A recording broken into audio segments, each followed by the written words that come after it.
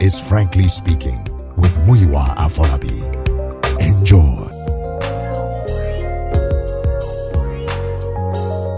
Hey, good morning, my friends. How you doing this morning? How was your night? Hope your night went very well. Have you ever been a victim of criticism? Have you been judged by someone? Have you felt really ashamed of yourself because you did it wrong and you were not pardoned? This morning, I have a message for you that I've titled, Before You Judge. Before You Judge.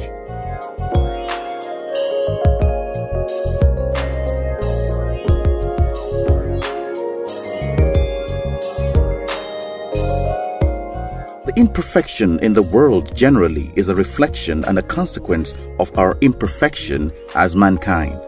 Each one of us keeps struggling with habits, behaviors, and attitudes we do not like but exhibit every now and again.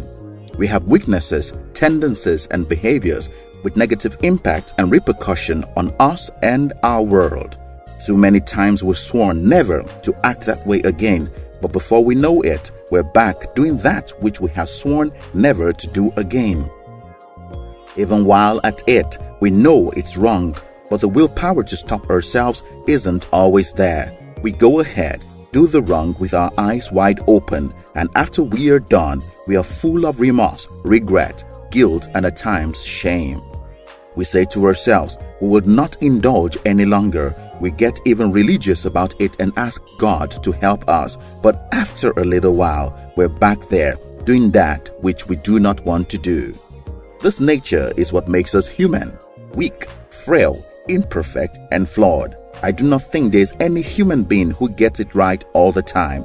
We make mistakes every now and again. We act out of character and misconduct ourselves often. We are ordinary human beings.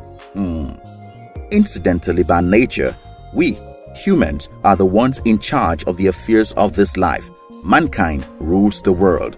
If mankind, in our imperfection, is in charge of the world, then it's no wonder disorder, chaos, crisis, errors, and mistakes characterize existence. If the imperfect rules over the perfect, very soon the perfect becomes imperfect. It's logical.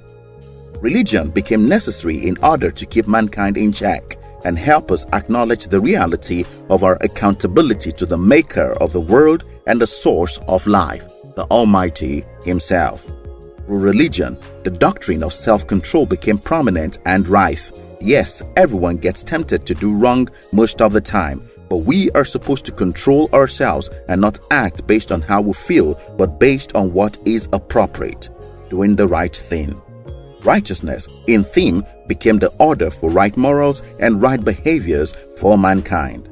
Ladies and gentlemen, as popular and acceptable as religion is, wrong behaviors, immorality, and decadence has consistently been on the rise simply because self-control is impossible through a decision or a choice. It's a manifestation initiated from the realm of the supernatural, and even this activation takes a process and a season.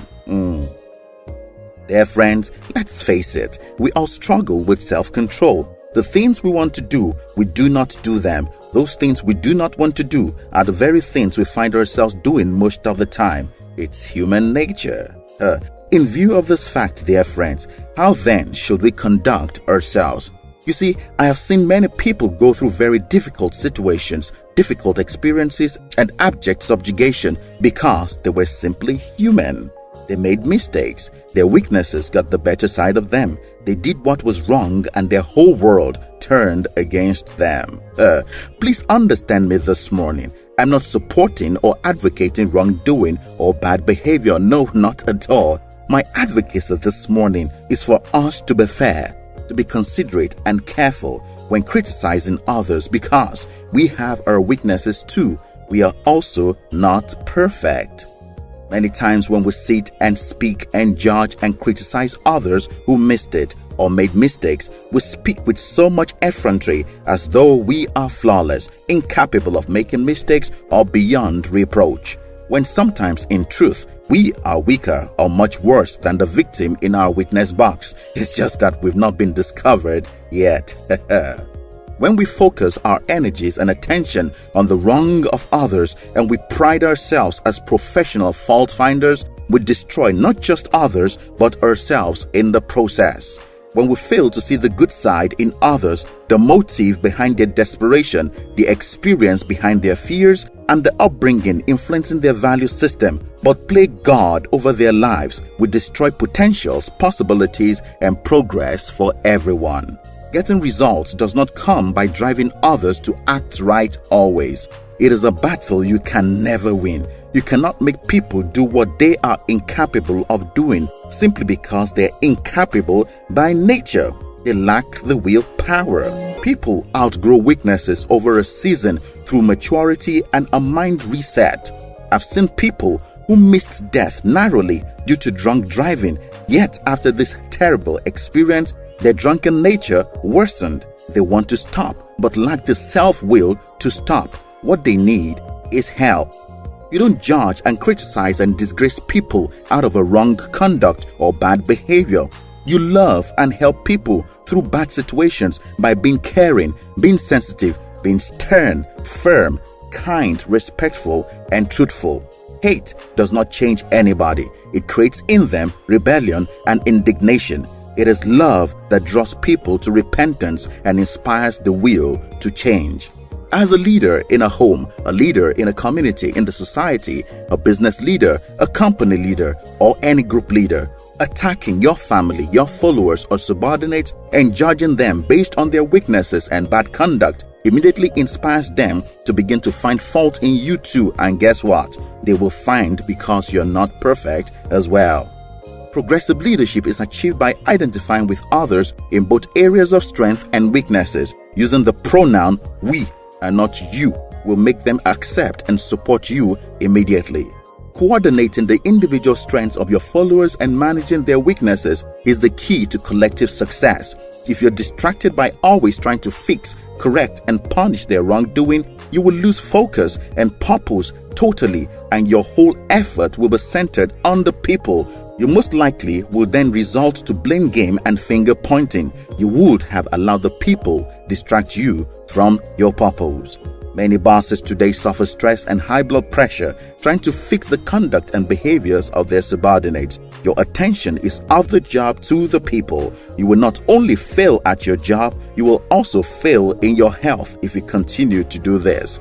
In every team, you will find as weaknesses of members carelessness, laziness, negligence, apathy, stubbornness, audacious ignorance, victim mentality, and the likes. These are common distractions everywhere, and trying to fight them will eventually wear you out. Focus on result. Inspire your team, encourage them, reward good and outstanding behaviors. Don't celebrate or popularize weaknesses. Dwell more and speak more often on the good and the exceptional. Don't spend too much time or give so much attention to the weaknesses of your team members. What you focus on naturally becomes bigger. Encourage your team. Don't anger them. Inspire, motivate, be an example.